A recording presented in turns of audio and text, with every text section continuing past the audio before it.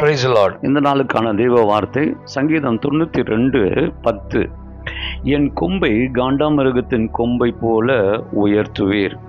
அருமையானவர்கள், இந்த வேத பகுதியில் கொம்பு உயர்த்தப்படும் என்று சொல்லுகிறது. கொம்பு என்பது நமது மேன்மையை காண்பிக்கிறது. கொம்பு என்பது நமது புகழை காண்பிக்கிறது. கொம்பு என்பது நம்முடைய பெயரை காண்பிக்கிறதா இருக்கிறது. ஆண்டவர் ஒன்றை சொல்கிறார், உன்னுடைய மேன்மையை, உன்னுடைய புகழை, உன்னுடைய பெயரை நான் உயர்த்துவேன் என்று ஆண்டவர் இங்கே நமக்கு சொல்லுகிறதை பார்க்கிறோம். கர்த்தருக்கு ஸ்தோத்திரம் உண்டாவதாக. கொம்பை கர்த்தர் உயர்த்துகிற சூழ்நிலையை நான் 2 காரியத்தை நான் உங்களுக்கு சொல்கிறேன். எசேக்கியேல் புஸ்தகம் 29ஆம் அதிகாரம் கடைசி 21வது வசனத்தை நீங்க வாசிக்கும் போது, அந்நாளிலே நான் இஸ்ரேல் வம்சத்தாரின் கொம்பை முளைக்க பண்ணி என்று சொல்லப்பட்டுகிறது. இந்த சூழ்நிலை என்னவென்றால், இஸ்ரவேலர்கள் பாபிலோனிலே அடிமைகளாய் இருக்கிறார்கள்.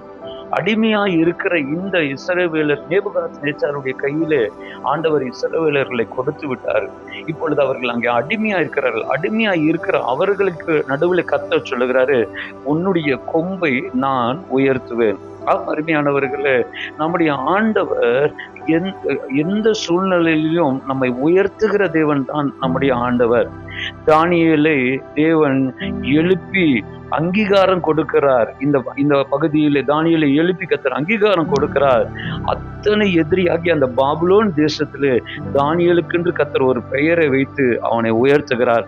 நான் உங்களுக்கு சொல்லுகிறேன், சூழ்நிலைகள் உங்களுக்கு சாதகமாய் இல்லை, அதாவது இப்படி சொல்லுவேன், வாய்ப்பே இல்லாத இடத்துல கர்த்தர் உங்களை உயர்த்துகிறவராய் இருக்கிறார். கர்த்தருக்கு ஸ்தோத்திரம் உண்டாவதாக.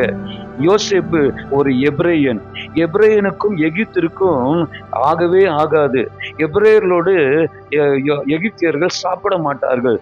ஆனால் வேதம் சொல்லுகிறது, அந்த எகிப்திலே கர்த்தர் யோசேப்பை உயர்த்தி வைத்தார் என்று. தலையை உயர்த்தினார், கொம்பை நட்டினார். அப்படி என்றால் வாய்ப்பே இல்லாத இடத்துல கர்த்தர் அவனை உயர்த்துகிறார். உங்களை நிச்சயமாக சொல்லுகிறேன், வாய்ப்பே இல்லாத இடத்துல உங்கள் கொம்பை கர்த்தர் உயர்த்துவாராக.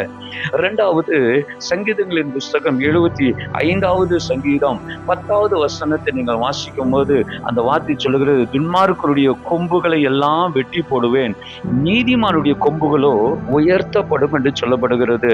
அப்படி என்றால் ஒரு நீதிமானாய் வாழுகிறவனுடைய கொம்பை, அதாவது இப்படி சொல்லுவேன், ஜெயிப்பதற்கென்று வழி இல்லாத நேரத்தில் தேவனுடைய பிள்ளைகளுடைய கொம்பை கர்த்தர் வெற்றியாக உயர்த்துகிறதை நாம் பார்க்கிறோம்.